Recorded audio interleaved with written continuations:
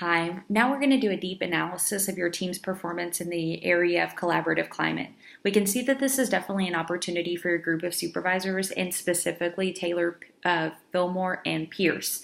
When we look at the overall results of the team, we can see that there is a decent level of satisfaction with the team members' trust in others to share feedback, share pertinent information, and just in general to share. We also see that they do have trust that their team members are going to perform their individual tasks. Where we start to see a large gap is in their ability to trust each other for compensation.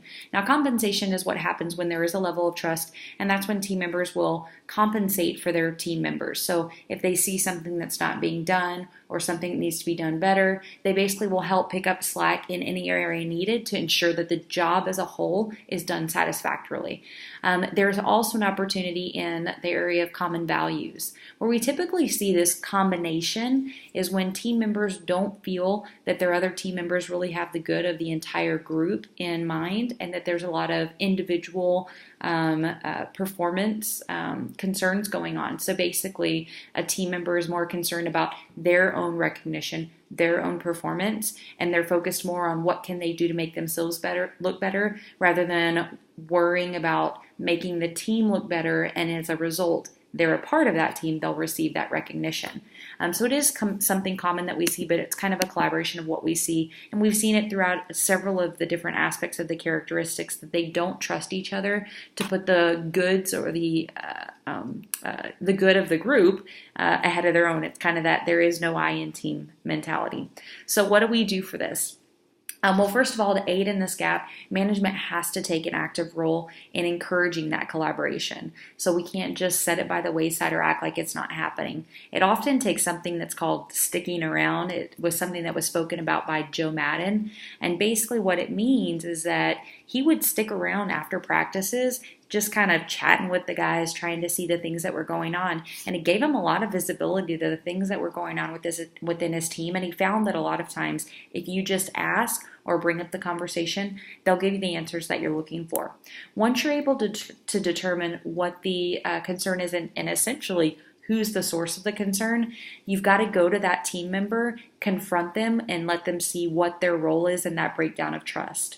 There are also some team building activities that you can do in order to build trust, ropes courses, and that type.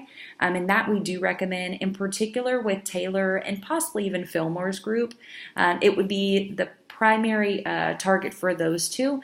And that would help them to see the opportunities that they have. And that begins with the actual leaders themselves. It's very important that the leaders are able to understand their role in the success of the climate of the team. Leaders have to be good listeners. And a lot of times, if they haven't put themselves already in that position to search out that information and listen, they may be active non-listeners. And that's where you need to start with your leaders and help them to understand their role has to be a listener in order for them to be able to pull the information their team is giving them. Trust building has to be a leader's top priority.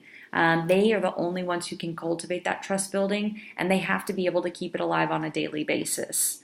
It's also their primary goal to help their team members feel that they're a part of the team and that the team is wanting them to collaborate. They have to feel the autonomy of their identity, basically that they are respected to give their honest suggestions, feedback, and ideas that they uniquely come up with, and that'll lead the group towards that unity and success. Trust also leads, like we mentioned, to compensating, which is a benefit for the entire team because it allows for them to typically progress and get to new heights because they have everybody doing things that are even outside of their realm of scope of work. It can also lead to things like cross-training because people learn additional tasks and aspects in order to be able to help out their team members. So as we can see, collaborative climate is an extremely important characteristic. It filters into all the other things that our teams do because if there isn't a good, confident level of trust within the group, you'll see breakdowns on every level on the type of performance that they're able to achieve. Thank you.